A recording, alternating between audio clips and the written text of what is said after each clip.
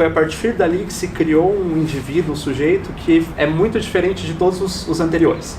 Né? O que são os anteriores? Os anteriores é primeiro a figura do sodomita medieval. O sodomita não é uma pessoa, não é um ser humano, é um pecador da pior estirpe, é uma abominação. E esse lugar vigorou aí durante toda a Idade Média, durante toda a seção do cristianismo. A homofobia é mais antiga que o cristianismo, mas é importante entender que o cristianismo coloca a homofobia num papel quase que central. É a partir da institucionalização da igreja, por exemplo, que ideias de punir, né, dentro de um território, a homossexualidade começam a existir. Você tinha o preconceito antes, você tinha, ao mesmo tempo você tinha certos comportamentos homossexuais aceitos antes, mas você não tinha uma pessoa, não existia pessoa homossexual. Né? Era um comportamento cultural, aí chega e se torna uma abominação, se torna uma coisa horrível durante um longo período de tempo. No século XIX migra desse lugar de pecado e crime, vai para o lugar de doença. Nessas crenças erradas que ainda existem, isso transitou muito de um lugar de errado, de um lugar moralista, para um lugar também de saúde mental, em que em determinado ponto foi considerado uma doença, e foi considerado, né, ser gay ou qualquer coisa dentro do espectro LGBT, não, é uma doença. Você é o transexualismo, é o homossexualismo, né? Então, se você for parar para pensar, de certa forma, tira um pouco esse aspecto moral de certo ou de errado para entrar numa outra discussão, mas que também não tem nada a ver, né?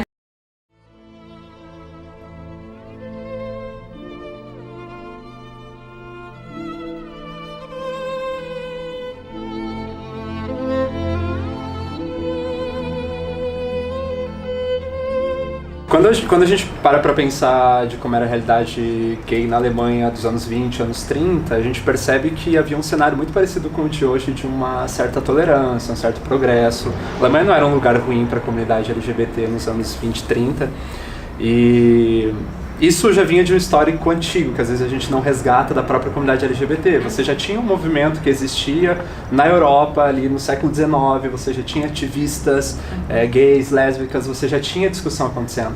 E quando você faz um recorte da Alemanha nos anos 20, por exemplo, que talvez seja um dos grandes ápices, você está falando de uma série de bares gays e lésbicos que funcionavam na Alemanha, em Berlim, com toda a legalidade, da forma mais tranquila.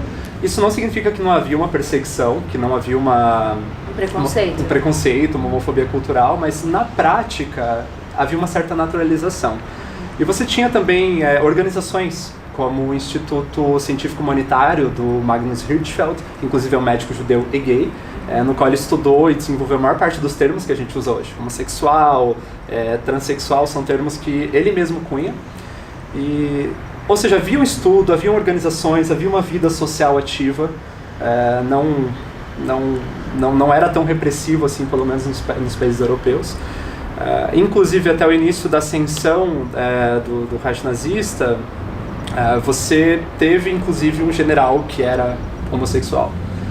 Isso em 33 a 34, ele foi assassinado em 34. Havia até uma certa sensação na comunidade gay da época de, não, se um general é abertamente gay, então quer dizer que o Reich vai ser bom pra gente, ninguém vai perseguir a gente. O que não foi uma verdade, havia muitas tendências políticas dentro do partido nazista, houve um expurgo, ele foi assassinado, e a partir daí começou-se uma certa focalização nesses temas ditos progressistas, né? Como muitas épocas, muito antes da Alemanha nazista, já houveram épocas em que foi mais aceito, épocas em que não foi. Acho que o mundo está sempre transitando entre esses dois polos, né? De aceitação e não aceitação. E acho que em diversos locais do mundo está sempre transitando entre isso.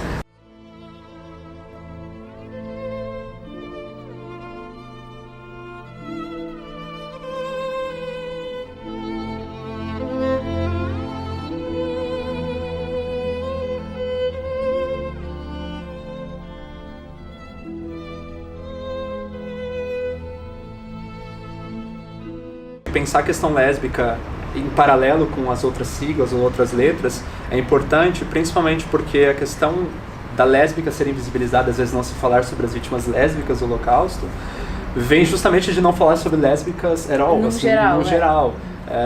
Se você para pensar que a homossexualidade masculina se considera sodomia, se considerou crime, o pecado durante toda a Idade Média, mas você não tinha punições exatas para lesbiandade, para as relações lésbicas, é curioso de pensar por que não havia um consenso, era poucos lugares onde você tinha uma criminalização dos relacionamentos lésbicos.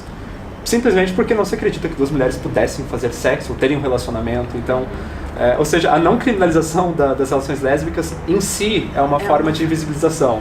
Não que fosse bom que fosse criminalizado em nenhum momento, mas a própria crença de que mulheres não tinham relações sexuais. Então acho que a questão da invisibilização lésbica vem também justamente com toda uma carga de machismo, né, histórico, cultural. E no Holocausto não seria diferente, tanto que as acusações para mulheres lésbicas no Holocausto eram de mulheres antissociais. Você não tinha uma acusação específica para a questão sexual, mas encaixava. O que é interessante, o Brasil descriminalizou a homossexualidade em 1830, na época do Império. Só que a descriminalização da homossexualidade institucional não serviu muito, claro, porque você tinha outros crimes para isso. Vadiagem, ficar na rua até tarde, ferir a moral e os bons costumes. Ou seja, você sempre encontrava uma brecha legal, legitimada por uma cultura, para criminalizar. Pensar a homofobia hoje, a transfobia, a interfobia, é pensar em duas esferas. É pensar naquilo que é institucional, que a gente sabe o que é homofobia, que a gente dá nome, e pensar naquilo que não é tão... naquilo que a homofobia causa. Né? Então o que é institucional, o que a gente sabe, o que a gente não vai dar outro nome, o que não é preconceito geral, é homofobia. A gente está falando hoje de uma realidade no planeta, mesmo com o Brasil tendo como referência, o Brasil tendo teoricamente uma certa igualdade perante a lei hoje para pessoas LGBTI+, a gente sabe que socialmente existem muitas lutas, muitas coisas para se lutar. Mas pensar no mundo hoje, a gente está falando de 70 países que criminalizam a homossexualidade de diferentes maneiras. Citei o Irã como exemplo, que é um tipo de punição muito específica, mas a gente está falando desde prisão até chicotadas, até crimes de honra, onde você tem a família legitimando a morte da pessoa, até os casos mais graves, entra em torno de 10 países que tem uma pena de morte explícita. Eu falo explícita porque institucionalmente a pena de morte é aplicada. Isso não significa que nos países que criminalizam isso não exista. Claro. E às vezes existe e é legitimado. Aquela coisa, não pode, mas se fizer ninguém liga, ninguém vai falar nada. E é curioso até mesmo as acusações. O próprio Irã tem para tentar melhorar a imagem com os enforcamentos de pessoas homossexuais, os acusam de pederastia ou coisas que a comunidade internacional não ia questionar se fizessem. Isso para a homossexualidade. Quando a gente entra na transexualidade, a gente está falando de 40 países, em torno de 40 países que permitem a transição de gênero ou mudança de nome no cartório. É muito pouco. É muito pouco em relação ao total. E mesmo em alguns desses você tem umas complicações, como por exemplo, a pessoa que quer mudar o nome, não só socialmente mudar no cartório, ela precisa passar ou por um processo de castração química ou de transexualizador. Ela precisa fazer cirurgia, por exemplo, senão ela não consegue alterar o documento. Isso impede o dia a dia da pessoa, a vida da pessoa. Na intersexualidade, que a gente já pega uma questão que é até biológica, né, de corpos que são ambíguos biologicamente, não são nem macho nem fêmea, a gente tem um cenário um pouquinho pior, que apenas 7 países hoje no mundo proíbem mutilação genital em bebês. A questão intersexo tem sido trazida aí à tona, né? Pessoas intersexo são pessoas que nascem com não só uma genitália, mas um corpo que não se encaixa no macho, não se encaixa na fêmea. Muitas vezes a tendência médica é de mutilar esses bebês para adequar ou normalizar, que é o termo utilizado. E você tem poucos países que têm uma punição, aliás, uma proibição dessas práticas. Então falar de homofobia, transfobia e interfobia hoje é falar sobre a realidade de 1/3 do mundo, basicamente, que vive sobre leis, instituições que publicamente condenam a sua vida, a sua existência. Isso é a parte institucional. Agora, o que isso causa, né? Porque mesmo num país como o Brasil, onde você tem uma relativa tolerância social e uma igualdade política, você tem os problemas que tem em todos os lugares. Você tem índices 4 vezes maiores de depressão e suicídio entre pessoas LGBTI+, porque a homofobia ela não é apenas essa coisa institucional, ela é também esse enraizamento de medo de auto-identificação, de auto-injeção de vergonha, né? Às vezes você não tem com aquela clareza a cura gay sendo aplicada. O que você tem é uma desculpa de uma tradição religiosa que vai te libertar daquilo, uma série de nuances. Não apenas isso, a gente está falando de expulsão de casa, a gente está falando de invisibilidade das pessoas trans, por exemplo, no mercado de trabalho. 90% das pessoas trans ou trabalham ou já recorreram à prostituição, por exemplo. E por quê? Porque são lugares onde você não vê o rosto, aquelas pessoas não existem. É uma espécie de boicote social. E agora imagina você crescendo com essas realidades e tendo aquilo o tempo todo sendo injetado. Então acho que pensar a homofobia hoje é pensar naquilo que a gente sabe o que é e dá nome, mas é também pensar naquilo que causa.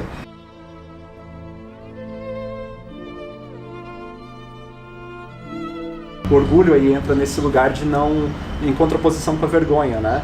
Porque a vergonha sempre foi aquilo. Vergonha por quê? Porque é crime, porque é pecado, porque é doença. São os três grandes pilares da homofobia.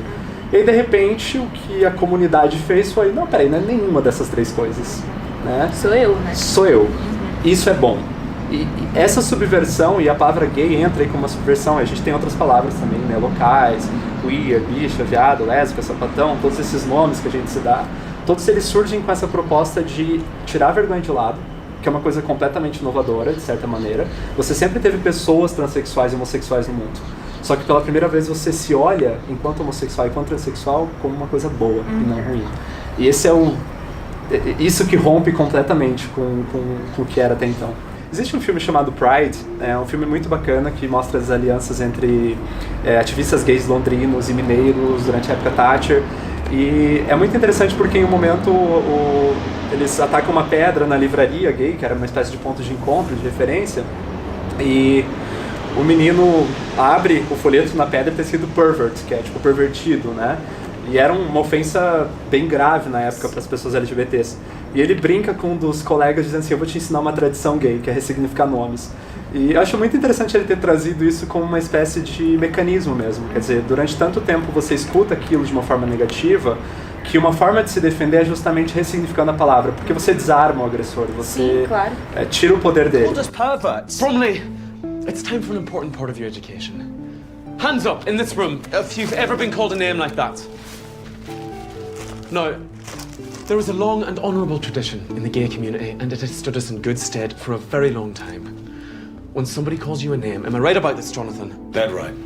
You take it and you own it. Trazer esse recorte daquela Alemanha progressista dos anos 20, de repente a perda de tudo aquilo, repentina, de uma série de liberdade, faz a gente pensar também o quanto a gente precisa estar vigilante com relação às nossas liberdades, porque elas não são dadas como concessão, elas foram conquistadas com suor, com luta, com briga, com advocacy, às vezes com diálogo, às vezes na conversa. Mais direitos para um não significa menos direitos para outro, porque não é um bolo. Não é um bolo.